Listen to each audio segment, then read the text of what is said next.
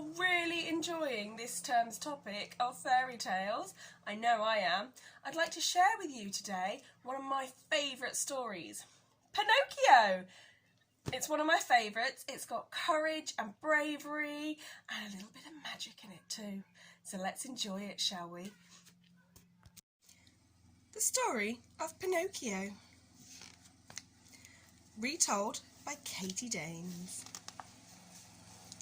Geppetto, the carpenter, had always wanted to make a puppet, and one day he found the perfect piece of wood. He began by carving a head and a little nose. Slowly the nose grew longer and longer and longer. Geppetto was astonished, but he kept on carving. Hours later he finished his long-nosed puppet and smiled. Suddenly the puppet jumped up, snatched Geppetto's wig and ran outside. "Come back here, puppet!"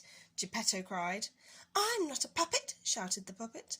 "My name is Pinocchio, and I'm a real boy." Pinocchio kept running straight past a policeman. "What's going on?" asked the policeman. Then he saw Geppetto waving a chisel. "Stop right there, old man," he ordered. "You look dangerous." "Tee!" giggled Pinocchio. He skipped back home and snuggled in an armchair by the fire. "Bzzz! Foolish puppet!" buzzed a cricket. "Hey!" shouted Pinocchio. "I'm not a puppet. I'm a real boy." "Oh, no, you're not," said the cricket. "You're a naughty puppet. Only good puppets become real boys." Pinocchio was lost in thought until Geppetto arrived home with some supper. Dad," said Pinocchio, "I want to be a real boy." Geppetto smiled. "Well, let's start by sending you to school." "Goodbye, Pinocchio."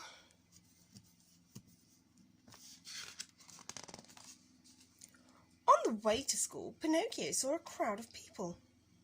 "Are you here for the puppet show?" asked a well-dressed man. "A puppet show?" said Pinocchio. "Oh, yes." He sold his school books, bought a ticket, and dashed to the show.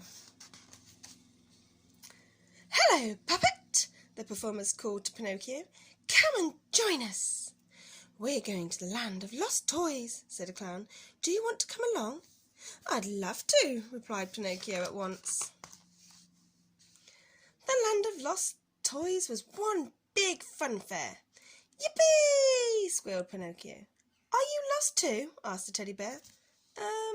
Yes," lied Pinocchio. His wooden nose began to itch. "I have no family," said the teddy bear. "Nor do I," lied Pinocchio. His itchy nose began to grow. It grew longer and longer.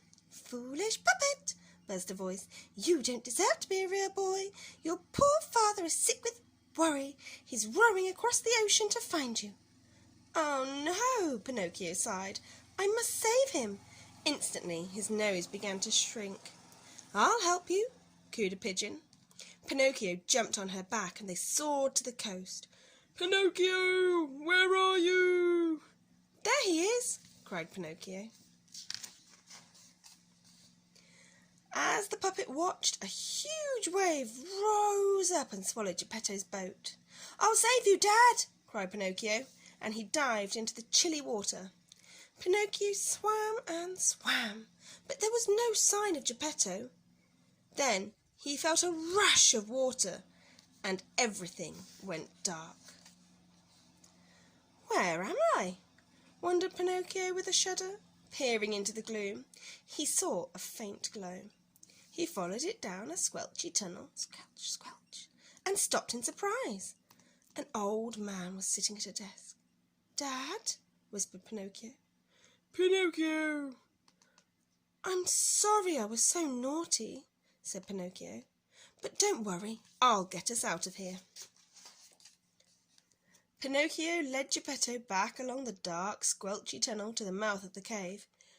"Jump!" cried Pinocchio. "I'll tow you to the shore." By midnight, Pinocchio and Geppetto were home safely. "You're a good puppet," said Geppetto, kissing his son good-night. The next morning, Pinocchio woke up feeling very different. "Dad!" he shouted. "I'm a real boy at last!" The end. Did you enjoy that? I know I did. I really hope you've enjoyed this term's topic, and I hope to see you all again next year when you're in year 1.